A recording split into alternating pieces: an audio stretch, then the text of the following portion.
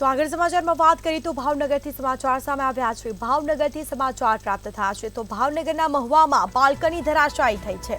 કુબેરબાગ doctor house વિસ્તારની આ ઘટના એપાર્ટમેન્ટની બાલ્કની ધરાશાયી થતા નાસભાગ મચવા પામી હતી। ગુરુદેવ એપાર્ટમેન્ટની 6થા માળની બાલ્કની ધરાશાયી થઈ છે। સદનસીબે ઘટનામાં કોઈ જાનહાનિ થવા પામી નથી।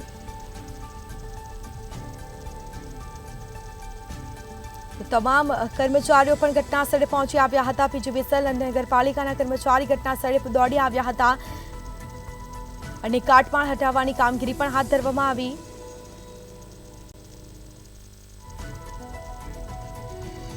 તો ગુરુદેવ એપાર્ટમેન્ટની 6થા માળની બાલ્કની ધરાશાયી થઈ છે। એકાએક સદનસીબે કોઈ જાનહાનિ થવા પામી નથી। ભાવનગરના મહુવામાં બાલ્કની ધરાશાયી થઈ છે। કુબેરબાગ ડોક્ટર હાઉસ પાસેની આ ઘટના સામે આવી।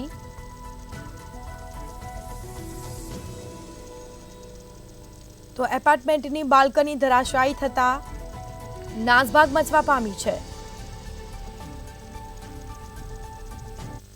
નગરપાલિકામાં હિતેશભાઈ બી પટેલ એન્જિનિયર તરીકે ફરજ બજાવું છું।